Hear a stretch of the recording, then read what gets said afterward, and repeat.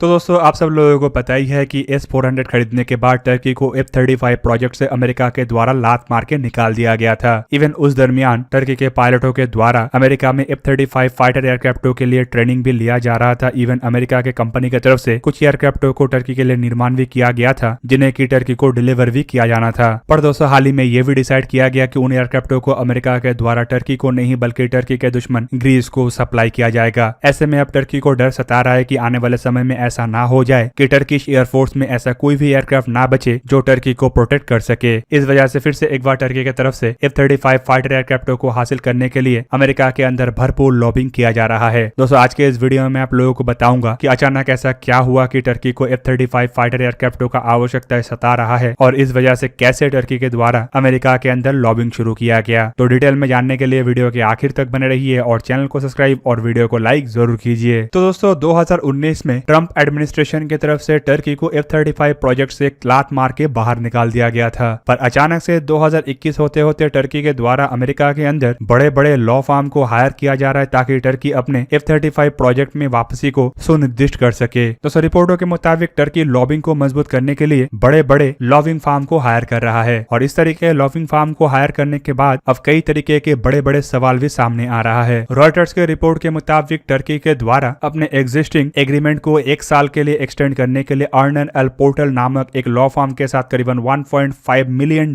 के एक समझौते के ऊपर हस्ताक्षर किया गया, जिसके तहत ये लॉ फर्म आने वाले 1 साल मतलब 2022 के अगस्त महीने तक टर्की के लिए काम करेगा। बेसिकली इस लॉ फर्म के द्वारा $1.5 मिलियन के बदले टर्की के लिए strategic council and legal consultancy के सर्विस प्रोवाइड किया जाएगा। दोस्तों असल में ये जो कंपनी है ये वॉशिंगटन बेस्ड एक लॉ फर्म जो कि federal foreign agency registration act के अंतर्गत आता है और इस तरीके के एक्ट के अंतर्गत ऐसे लॉ फर्म या फिर लॉबिंग फर्म या पब्लिक रिलेशन प्रोफेशनल्स विदेशी क्लाइंटों के साथ कई तरीके के आर्गुमेंट और एंगेजमेंट को रख सकता है और उनके पॉइंट ऑफ व्यू को आगे बढ़ा सकता है। दोस्तों सबसे पहले टर्की के द्वारा अर्नल एंड पोर्टर नामक इस लॉ फर्म को फरवरी महीने में करीबन 6 महीने के लिए हायर किया गया था और इस हायर का असल कारण था फाइटर एयरक्राफ्ट के प्रोग्राम में टर्की को फिर से री एडमिशन कराया जा सके। बेसिकली दोस्तों टर्की F-35 प्रोजेक्ट में इसीलिए शामिल था क्योंकि टर्की एक नेटो देश का मेंबर था, पर 2019 में टर्की की तरफ से अमेरिका के कुछ शर्तों को अवॉइड किया गया और रशिया से S-400 मिसाइल डिफेंस सिस्टमों को खरीदा गया, जो बेसिकली स्टेल्थ किलर के नाम से भी जाना जाता है और अमेरिका नहीं चाहता है कि किसी एक देश के पास S-400 और F-35 दोनों ही हो। अमेरिका को डर है कि इससे रशिया के हाथ में F-35 के डिटेल लग सकता है जो रशिया के S-400 को और मजबूत करेगा और साथ में अमेरिका के F-35 को और कमजोर करेगा। इस वजह से ट्रंप एडमिनिस्ट्रेशन की तरफ से टर्की को पहले चेतावनी दिया गया, लेकिन जब टर्की के द्वारा अमेरिका के चेतावनी को स्वीकार नहीं किया गया तो टर्की को टोटली F-35 प्रोजेक्ट से लात मार के बाहर निकाल दिया गया। पर दोस्तों एक तरीके से अगर देखा जाए तो अमेरिका के नियमों के खिलाफ वर्जी टर्की के द्वारा किया गया, लेकिन जब टर्की को अमेरिका के प्रोजेक्ट से बाहर निकाला गया तो टर्की की तरफ से इसे अनलॉफुल और एक तरफा कहा गया। दोस्तों अमेरिका के कार्रवाई के बाद टर्की के प्रेसिडेंट अर्दोगान के पिछवाड़े में भी आग लगा था और उस समय टर्की के अर्दोगान के द्वारा अमेरिका के विरुद्ध बयान देते हुए ये भी कहा गया था कि इतना कर सब कुछ देने के बावजूद टर्की को कुछ भी नहीं मिला। अर्दोगान का बयान ये था कि टर्की ने F-35 एयरक्राफ्टों को हासिल करने के लिए अपने फीस भर चुका है और बावजूद इसके टर्की को F-35 फाइटर एयरक्राफ्ट नहीं मिला। दोस्तों उस दरमियान अर्दोगान के इस तरीके के बयान से ये एटलीस्ट साफ हो गया था कि किस तरीके से इससे टर्की परेशान है और किस तरीके से अब रोना धोना कर रहा है। पर अब जब फिर से एक बार टर्की के द्वारा F-35 प्रोजेक्ट में अपने आप को बहाल करवाने के लिए लॉबिंग किया जा रहा है तो एक तरीके से साफ करता है कि F-35 प्रोजेक्ट टर्की के लिए कितना महत्वपूर्ण था और इससे अगर टर्की बाहर निकल जाता है तो ये टर्की के लिए कितना बड़ा खतरा होगा। दोस्तों टर्की की तरफ से कई तरीके के ऑफिशियल और अनऑफिशियल बयान भी दिया गया। इवन अमेरिका के खिलाफ कई तरीके के बयान टर्की के मीडिया में भी चलने लगा। पर दोस्तों इस तरीके के बयानबाजी के बावजूद अमेरिका के द्वारा अपने रुख को बरकरार रखा गया। इवन अमेरिका की तरफ से भी टर्की के बयानबाजी के खिलाफ तब बयान देते हुए कहा गया था कि S-400 और F-35 कभी भी एक ही साथ ऑपरेट नहीं हो सकता है क्योंकि इससे F-35 के सीक्रेट डेटा लीक होने का संभावनाएं हैं और रशिया के हाथ में ये डेटा लग सकता है। इवन नेटो के मेंबर होने के बावजूद जिस तरीके से टर्की के द्वारा S-400 को खरीदा गया, इससे नेटो के देश के ऊपर भी एक तरीके का खतरा मंडराने लगा और अमेरिका के द्वारा F-35 प्रोजेक्ट से बाहर निकालने से पहले कई बार टर्की को चेतावनी भी दिया गया था।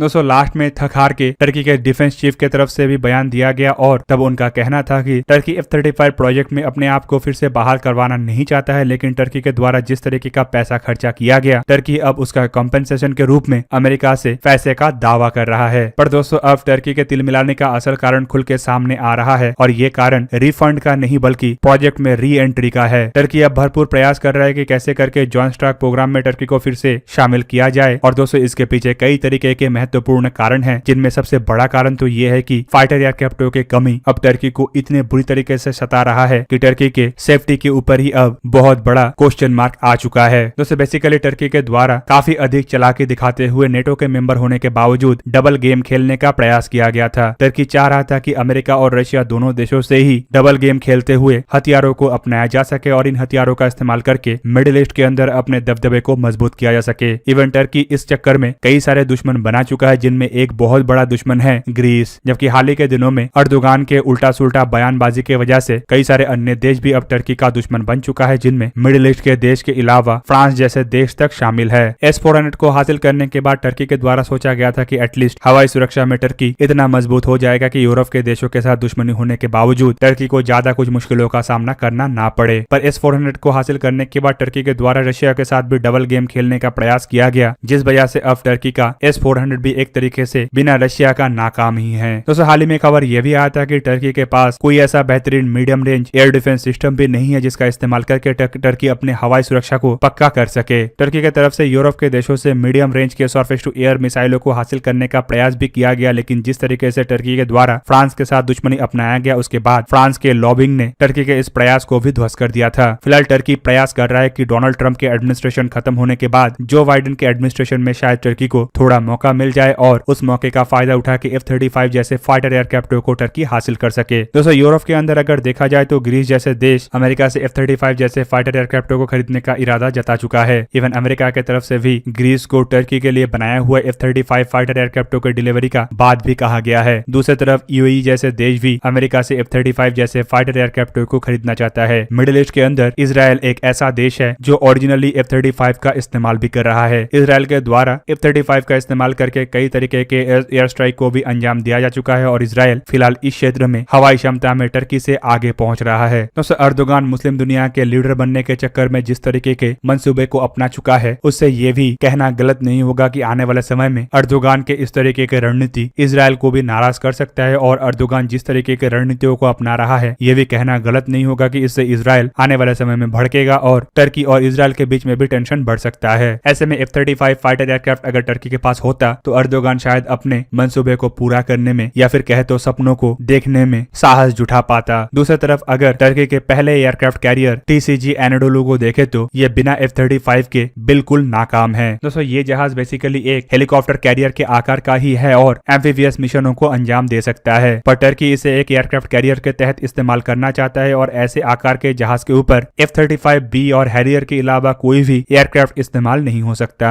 हैरियर जहाँ पे एक पुराने टेक्नोलॉजी का एयरक्राफ्ट है और इसे कई सारे देशों के द्वारा रिटायर किया जा रहा है, तो वहीं पे ये भी यूरोप और नेटो के देश के ओरिजिन होने की वजह से टर्की इसे भी डायरेक्टली हासिल नहीं कर सकता। ऐसे में बिना F-35 के टर्की के ये जो एयरक्राफ्ट कैरियर का सपना है ये भी टूट जाएगा और ये एक हेलीकॉप्टर कैरियर ही बन के रह जाएगा। दूसरी तरफ दोस्तों अगर देखा जाए तो टर्की की डिफेंस इंडस्ट्री टोटली अमेरिका और यूरोप के देश के ऊपर निर्भरशील है। बिना अमेरिका और यूरोप के देश की मदद से टर्की ना अपने हेलीकॉप्टर को बना सकता है और ना ही किसी तरीके के एयरक्राफ्टों के मेंटेनेंस को कर सकता है। हाल ही में आप लोग ये भी सुने होंगे कि टर्की के द्वारा अपने जो TFX फाइटर एयरक्राफ्टों के प्रोग्राम को आगे बढ़ाया जा रहा था, उसमें जिन देशों के द्वारा मदद किया जा रहा था वो देश भी मदद से अपने आप को पीछे कर चुका है। और दूसरी तरफ टर्की के जो T-129 हेलीकॉप्टर है उसमें भी अमेरिकी इंजनों को इस्तेमाल करके एक्सपोर्ट करने पे ऊपर रोक लगा दिया गया, जिससे टर्की को बड़े बड़े नुकसान हो रहा है। ऐसे में लॉविंग फार्म को हायर करने के पीछे F-35 के अलावा और एक बड़ा मकसद ये है कि अमेरिका के साथ अपने रिश्ते को फिर से सुधारा जा सके ताकि F-35 भी मिले और टर्की को डिफेंस इंडस्ट्री में जो मुश्किलों का सामना करना पड़ रहा है उसे भी सॉल्व किया जा सके। पर दोस्तों अर्दोगान का जो रणनीति है वो ऐसा है कि अर्दोगान ना अब उससे पीछे हट सकता है और ना ही अमेरिका के शर्तों के तहत आगे बढ़ सकता है। अगर अर्दोगान इससे पीछे हटता है तो अमेरिका जो नाराज है वो और नाराज हो जाएगा, जिसका फल टर्की के लिए काफी घातक हो सकता है। जबकि अगर अमेरिका के नाराजगी को कम करने के लिए अमेरिका के लिए नरम होता है तो रशिया नाराज होगा, क्योंकि टर्की ऑलरेडी रशिया से S-400 को हासिल कर चुका है। और ऐसे में अगर अमेरिका के क्लोज जाता है और रशिया को भनक लगता है कि अमेरिका के हाथ में S-400 के टेक्नोलॉजी लग सकता है तो ये टर्की के लिए और बड़ा घातक होगा। कुल मिलाकर टर्की अब दो नाव में पैर रख के खड़ा है और दोनों नाव ही एक दूसरे के ऑपोजिट डायरेक्शन में जा रहा है और टर्की अब ऐसे सिचुएशन में आ चुका है कि किसी एक नाव के ऊपर टर्की पैर नहीं रख सकता और टर्की को आखिरकार पानी में ही गिरना पड़ेगा। तो दोस्तों दोस्तों ये था आज का वीडियो। अगर आपको वीडियो अच्छा लगा तो लाइक कीजिए और मेरे चैनल को सब्सक्राइब कीजिए और साथ में बना हुआ बेल आइकन को भी प्रेस कर दीजिए ताकि आप मेरा वीडियो देख पाए सबसे पहले। जय हिंद।